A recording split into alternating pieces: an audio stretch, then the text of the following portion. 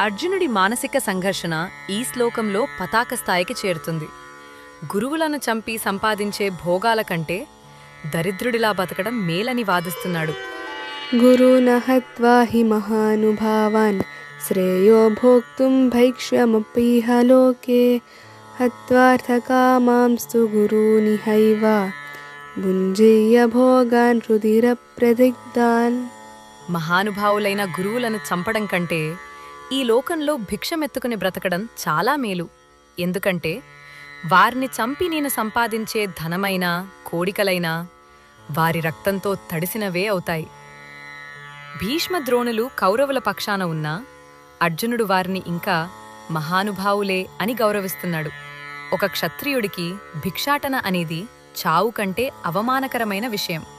కాని గురువులను చంపడం కంటే ఆ అవమానమే గొప్పదని అర్జునుడు భావిస్తున్నాడు. నేను గెలిచి సింహాసనం మీద కూర్చున్నా నేను తినే ప్రతి ముద్దలో వారి రక్తం రుచే నాకు తగులుతుంది అని అర్జునుడి ఆవేదన. గెలుపు కూడా ఓటమే అవుతుందని అతని భయం.